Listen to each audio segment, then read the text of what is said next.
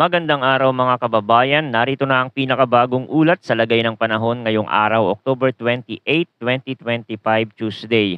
Alamin natin kung may pagbabago ba sa direksyon ng mabubuong bagyo sa silangan na minomonitor natin. Ipinapakita na ito ay magiging malakas na bagyo at posibleng may kasunod pa. Para naman lagi kang updated sa lagay ng panahon, i-click mo lang ang subscribe button. Ngayong umaga ay patuloy pa din na minomonitor ng pag-asa ang isang low pressure area na nasa silangan ng Palawan. Ang nasabing low pressure ay tinatayang nasa layong 250 kilometers sa silangan ng Pag-asa Island sa Kalayaan, Palawan. Ang sistemang ito ay nakapaloob sa Intertropical Convergence Zone o ITCZ na siyang nakakaapekto ngayon sa Palawan, Visayas at Mindanao. Bukod dito, nakakaapekto rin ang shear line sa silangang bahagi ng Northern Luzon habang ang northeast monsoon naman ay umiiral sa extreme Northern Luzon. Ayon sa forecast, ang weather condition sa Palawan ay asahan ng maulap na kalangitan na may kalat-kalat na ulan at thunderstorm dulot ng LPA. Posibleng magkaroon ng flash flood o landslide lalo na sa mga mababang lugar at mga bulubunduking bahagi.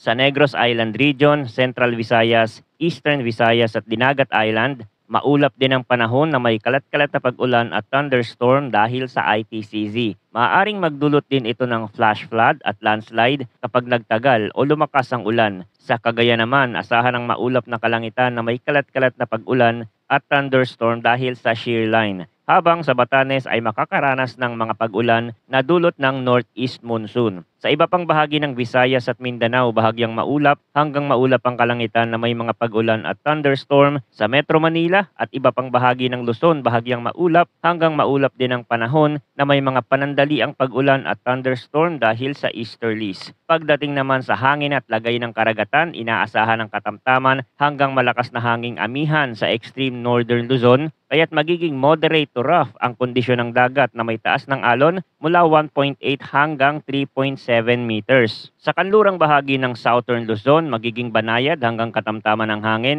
na may direksyong southwest to southeast, kaya't slight to moderate ang taas ng alon na aabot mula 0.6 hanggang 2.1 meters. Sa nalalabing bahagi ng Luzon at Visayas, magiging banayad hanggang katamtaman din ang hangin na may direksyong east at may taas ng alon mula 0.6 hanggang 2.1 meters. Sa Mindanao, magiging banayad hanggang katamtaman ng hangin mula east to southeast, kaya't asahan ng slight to moderate na sea condition. Sa pinakahuling tropical cyclone threat potential forecast, may 2 linggong projection ang Pag-asa. Para sa week 1, mula October 27 hanggang November 2, isang TCLV o TC-like vortex ang kasalukuyang nasa loob ng Philippine Area of Responsibility. Ayon sa forecast, ang TCLV-1 na nasa may Palawan ay tatawid pakanluran patungong Vietnam. Mababa hanggang katamtaman ang posibilidad nitong maging ganap na bagyo habang lumalayo sa ating bansa. Bukod dito, isa pang TCLV o TCLV-2 ang inaasahang mabubuo sa silangang bahagi ng Philippine Monitoring Domain sa loob ng linggong ito na may katamtamang chance ng pag-develop bilang tropical cyclone. Para naman sa second week mula November 3 hanggang November 9, ipinapakita ng model forecast na ang TCLV-2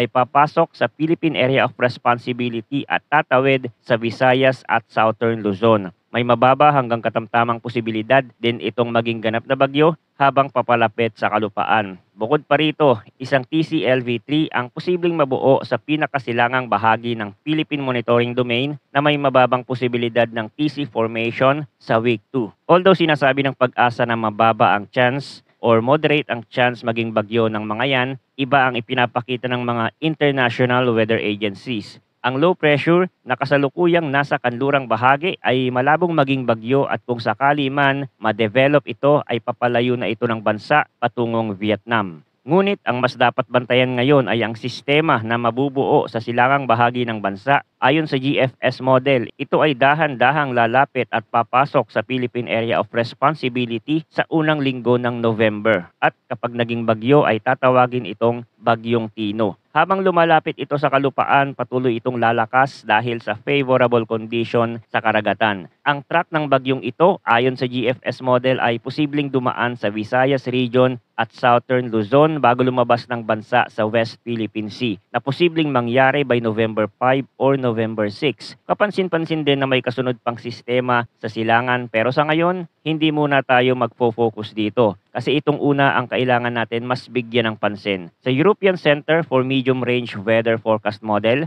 kapareho rin ang senaryo. Dadaan ito sa Visayas, aakyat na ang kaunti, pahilagang kanluran at babaybayin ang Southern at Central Luzon. Sa model projection na ito, ipinapakita na maaaring maging isang malakas na bagyo. Posibleng umabot pa sa typhoon o super typhoon category. Ang dahilan nito ay ang mainit na temperatura ng dagat sa silangang bahagi ng bansa na perpekto para sa pagbuo at paglakas ng tropical cyclone. Bagamat malayo pa ang sistemang ito, hindi ito dapat ipagsawalang bahala. Kahit mahina man o malakas ang bagyo, dapat maging handa ang mga residente, lalo na ang mga nakatira sa mga lugar na karaniwang daanan ng bagyo. Posibleng magbago pa ang track at lakas nito sa mga susunod na araw, kaya't mahalaga na patuloy itong bantayan. Kung lilihis ito pahilaga, mas maaapektuhan ng Central Luzon at Metro Manila. Kung bababa naman ang track nito, mas lalapit ito sa Visayas at Southern Luzon. Dahil halos pareho na ang projection ng GFS at ECMWF model, malinaw na may posibilidad na magkaroon ng isang bagyo sa unang linggo ng November. Mahalaga na habang maaga pa, maging alerto na ang publiko, lalo na sa mga coastal at flood-prone areas. Ihanda ang mga emergency kits, linisin ang mga kanal at daluyan ng tubig at siguraduhing matibay ang bubong at struktura ng bahay. Para sa mga mangingisda, mainam na planuhin ng maaga ang mga aktibidad sa dagat dahil maaaring tumaas ang alon at maging mapanganib ang paglalayag kapag lumapit na ang bagyo. Paalala rin ng Pag-asa na kahit hindi direktang daanan ng mata ng bagyo ang isang lugar, maaari pa rin itong makaranas ng malalakas na ulan at bugso ng hangin dahil sa lawak ng circulation ng isang tropical cyclone. Ang mga ulan ay maaaring magdulot ng flash flood, landslide, pagbaha sa mga urban area. Kapag nakatanggap ng abiso ng preemptive evacuation mula sa lokal na pamahalaan, mas mabuting sumunod agad para sa kaligtasan ng buong pamilya. Uulitin natin ang mga pangunahing detalye. Ang low pressure ay kasalukuyang nasa 250 kilometers silangan ng Pag-asa Island sa Kalayaan, Palawan. Kasalukuyang itong nakakaapekto sa Palawan, Visayas at Mindanao. May umiiral ding shear line sa silangang bahagi ng Northern Luzon at Northeast Monsoon sa extreme Northern Luzon. Ang isa pang sistema ay binabantayan na rin sa silangan na posibleng pumasok sa bansa sa unang linggo ng November. Ang mga modelong GFS at ECMWF ay nagpapakita ng posibleng pagtama ng bagyo sa Visayas at Southern Luzon bago ito lumabas patungong West Philippine Sea. Huwag maging kampante kahit malayo pa ang bagyo. Ang maagang paghahanda at pagiging alerto ay susi upang maiwasan ang pinsala at peligro. Patuloy na makinig at tumutok dito sa ating channel para sa pinakabagong impormasyon. Maraming salamat sa inyong panonood at palagi po tayong mag-ingat.